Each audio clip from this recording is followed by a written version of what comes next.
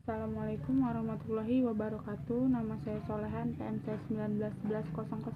Di sini saya akan mempresentasikan makalah beserta teman-teman dari kelompok 11.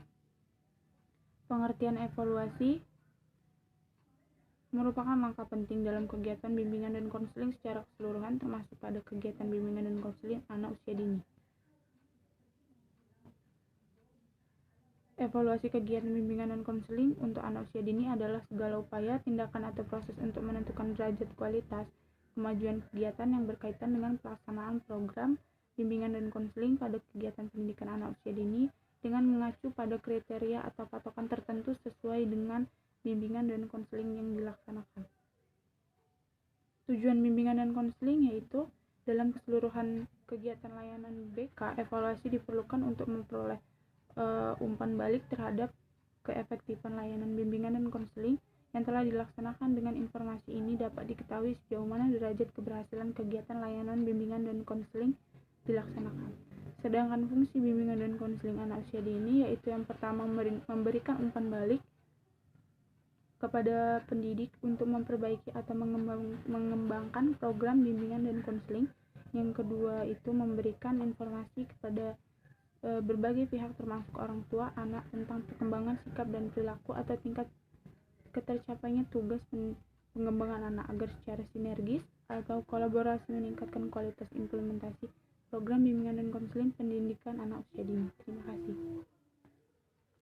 Assalamualaikum warahmatullahi wabarakatuh. Perkenalkan, nama saya Weni Aprilia, NPM saya 19110016. Di sini saya akan melanjutkan presentasi dari kawan saya, yaitu aspek evaluasi dalam program bimbingan dan konseling untuk anak usia dini. Pada program bimbingan dan konseling untuk anak usia dini ada dua macam aspek kegiatan evaluasi, yaitu evaluasi proses dan evaluasi hasil. Evaluasi proses dimaksud untuk mengetahui sampai sejauh mana keaktifan layanan bimbingan dan konseling dilihat dari prosesnya, dan yang evaluasi hasil adalah yang dimaksud untuk memperoleh informasi keefektifan bimbingan dan konseling yang dilihat dari hasilnya. Terus itu aspek yang dinilai baik proses maupun hasil antara lain yaitu satu, kesesuaian antara program dengan pelaksanaan. Yang kedua itu ada keterlaksanaan program. Terus yang ketiga itu ada hambatan-hambatan yang dijumpai. Yang keempat itu adalah dampak layanan bimbingan terhadap kegiatan pembelajaran. Yang kelima itu ada proses anak yang kelima adalah respon anak pendidik, orang tua, dan masyarakat terhadap layanan bimbingan dan konseling yang dilakukan. Dan yang keenam itu ada perubahan kemajuan anak dilihat dari pencapaian tujuan layanan bimbingan dan konseling. Terus ada pencapaian tugas-tugas perkembangan hasil belajar serta pada kehidupan dalam berinteraksi dengan teman-teman lainnya.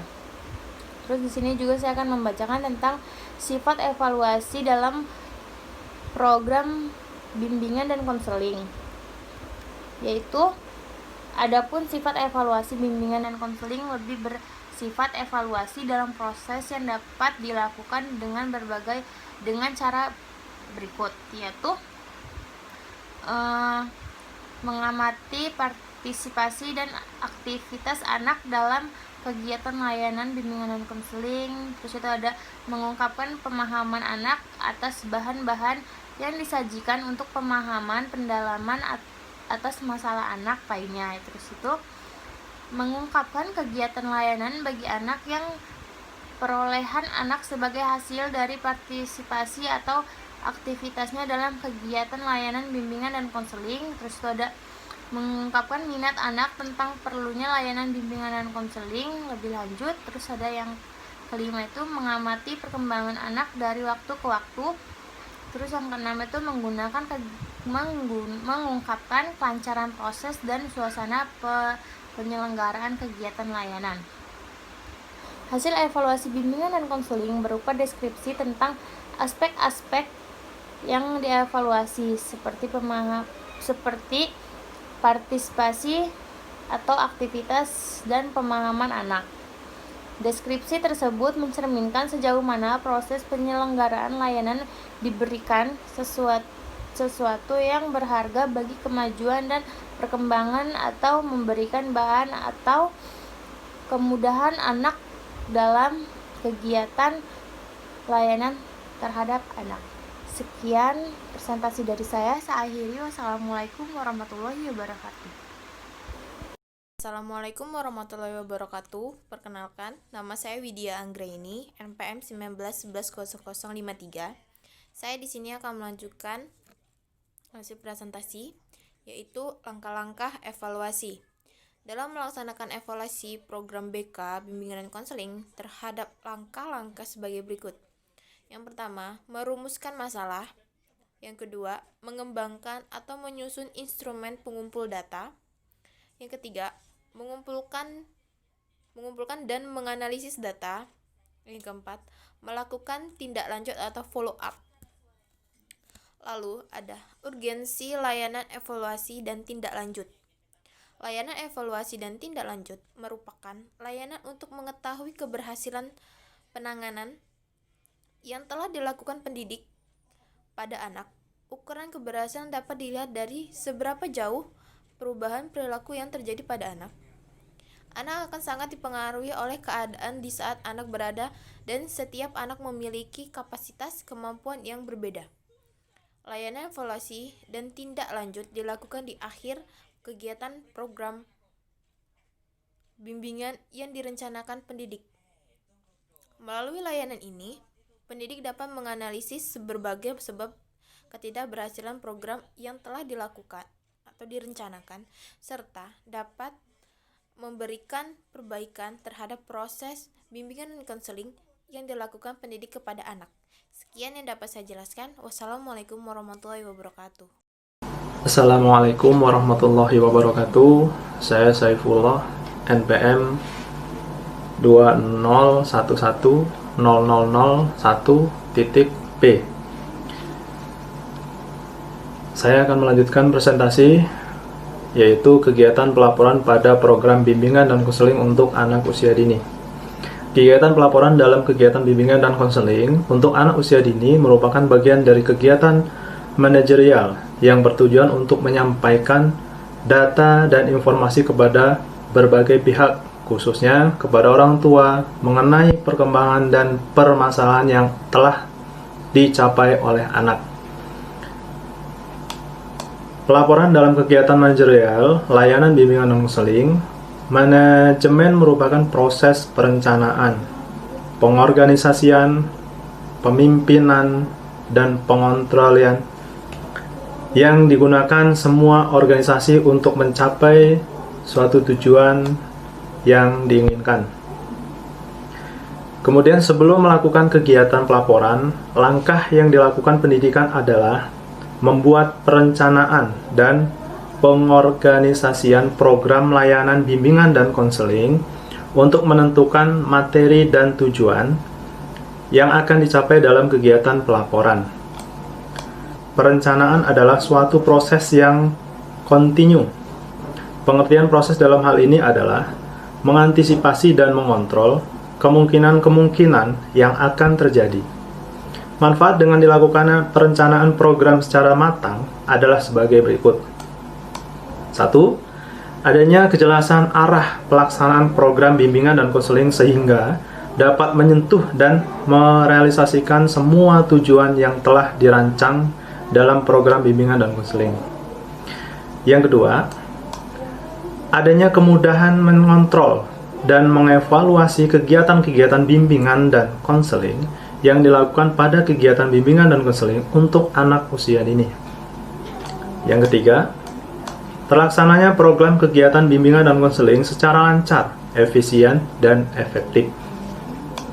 Dalam hubungan dengan perencanaan program layanan bimbingan dan konseling untuk anak usia dini, maka ada beberapa aspek kegiatan yang harus dilakukan, yaitu yang pertama, analisis kebutuhan dan permasalahan anak. Yang kedua, penentuan tujuan program layanan bimbingan dan konseling yang hendak dicapai. Yang ketiga, analisis situasi dan kondisi di sekolah. Yang keempat, penentuan jenis-jenis kegiatan yang akan dilakukan. Yang kelima, penetapan metode dan teknik yang akan digunakan dalam kegiatan. Yang keenam, penerapan personel yang akan melaksanakan kegiatan yang telah ditetapkan. Kemudian yang tujuh, persiapan fasilitas dan biaya pelaksanaan kegiatan-kegiatan bimbingan dan konseling yang telah direncanakan. 8. Perkiraan tentang hambatan-hambatan yang akan ditemui dan usaha apa saja yang akan dilakukan untuk mengatasi hambatan tersebut. Berikut adalah penjelasan mengenai tugas personil dalam kegiatan bimbingan dan konseling untuk anak usia dini sebagai berikut. Pertama, penanggung jawab lembaga pendidikan anak usia dini bertugas antara lain: A. Mengkoordinasikan seluruh kegiatan pendidikan. B. Menyediakan dan melengkapi sarana dan prasarana yang diperlukan dalam kegiatan bimbingan dan konseling. C.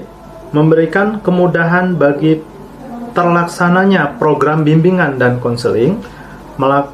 C. Melakukan supervisi terhadap pelaksanaan kegiatan bimbingan dan konseling. E. Mengadakan kerjasama dengan lembaga lain yang terkait dalam pelaksanaan kegiatan bimbingan dan konseling. Kedua, pendidik yang bertugas memasyarakatkan kegiatan bimbingan dan konseling, merencanakan program bimbingan dan konseling, melaksanakan kegiatan persiapan bimbingan dan konseling terhadap anak, melaksanakan kegiatan bimbingan dan konseling, menilai proses dan hasil kegiatan layanan bimbingan dan konseling, menganalisis hasil penilaian, melaksanakan tindak lanjut berdasarkan hasil analisis penilaian, dan mengadministrasikan kegiatan bimbingan dan konseling. Demikian dari saya, Saifullah. Sairi, Assalamualaikum warahmatullahi wabarakatuh. Assalamualaikum warahmatullahi wabarakatuh. Izin memperkenalkan diri, nama saya Tresna Wafa, NPM 19110052.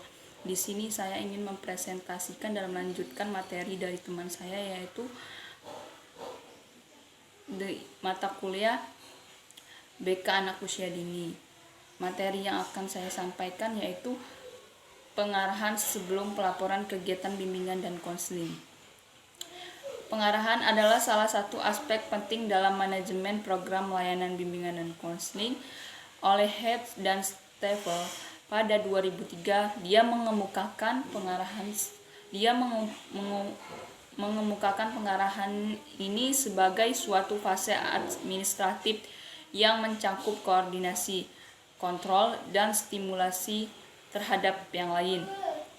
Di satu pihak, hal ini ada kalanya dipikirkan sebagai suatu proses dan merupakan suatu fase pemberian komando, dan pada sisi lain merupakan wewenang dalam bertindak atau stimulasi dalam bentuk tanpa komando. Pentingnya pengarahan dalam program bimbingan dan konseling adalah yang pertama, untuk menciptakan suatu koordinasi dan komunikasi dengan seluruh staf bimbingan yang ada.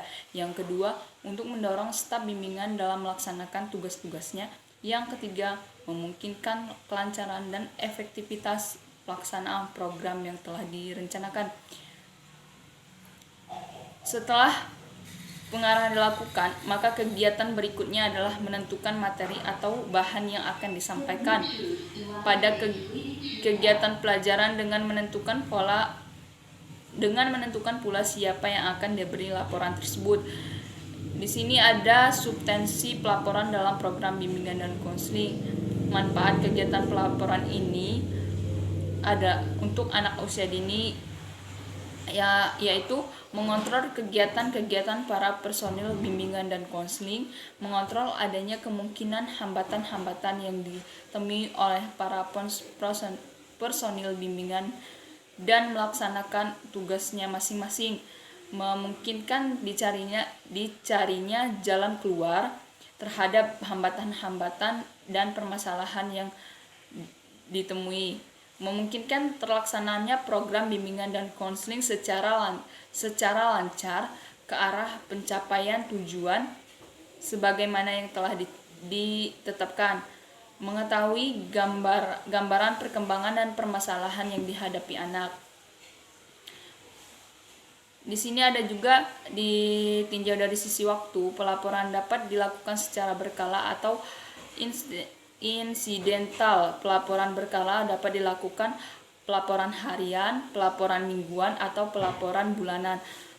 Yang terakhir ada pelaporan semesteran. Mungkin hanya itu yang dapat saya sampaikan, kurang lebihnya saya mohon maaf. Kepada Allah saya mohon ampun. Saya akhiri. Wassalamualaikum warahmatullahi wabarakatuh.